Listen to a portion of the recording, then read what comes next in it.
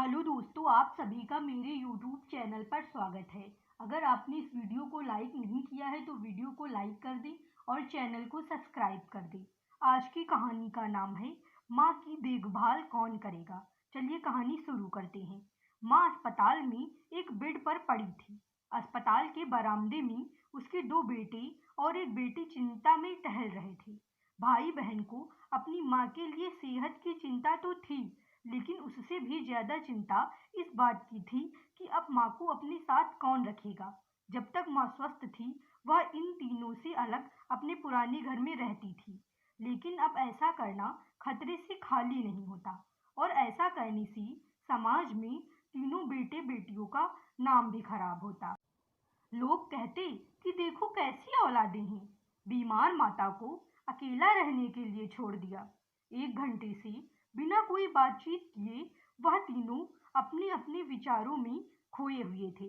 फिर बहन ने चुप्पी तोड़ते हुए अपने बड़े भाई की तरफ देखते हुए कहा, भैया आप बड़े हैं, इसलिए आपका कर्तव्य है कि माँ को जरूरत के समय आप अपने पास रखें और उनकी देखभाल करें। छोटी बहन की बात सुनकर बड़े भाई ने पहले अपनी पत्नी की ओर देखा और बोला, मैं इस बात से बिल्कुल इनकार नहीं करता कि बड़े होने के नाते मेरा माँ की देखभाल करने का कर्तव्य है, लेकिन तुम तो जानती ही हो कि मैं और तुम्हारी भाभी दोनों ही जॉब करते हैं। ऐसी हालत में माँ के साथ किसी न किसी को हर वक्त उनकी देखभाल करने के लिए उनके साथ रहना पड़ेगा, जो हमारे लिए बहुत मुश्किल हो जाएगा। बहन तुम तो पूरा दिन घर पर ही रहती हो, तुम माँ को अपने साथ क्यों नहीं रखती?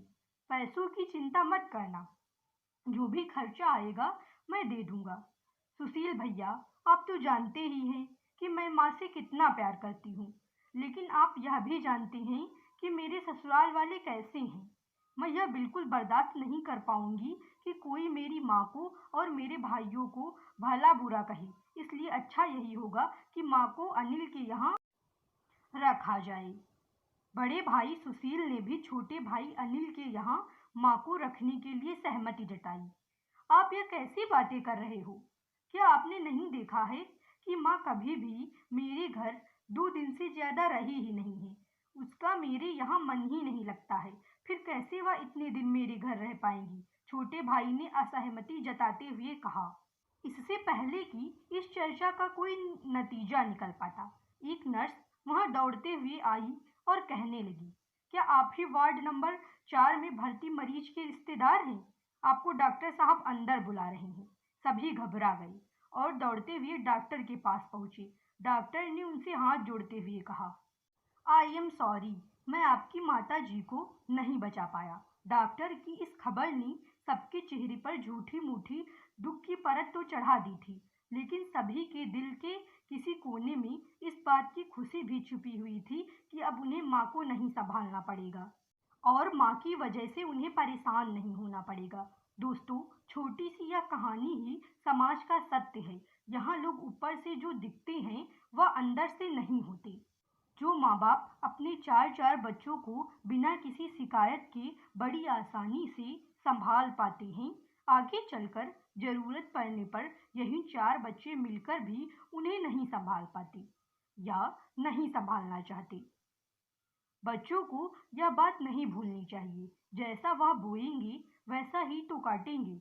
अगर आज वह अपने माँ बाप के साथ बुरा बर्ताव करते हैं तो उन्हें यह याद रखना चाहिए कि उनके बच्चे भी बड़े होंगे और वह भी बूढ़े होंगे। जो उन्होंने अपने माँ बाप के साथ किया है, उनके बच्चे भी उनके साथ वही करेंगे। आपको यह कहानी पसंद आई हो तो इस वीडियो को लाइक कर दें, चैनल सब्सक्राइब करें।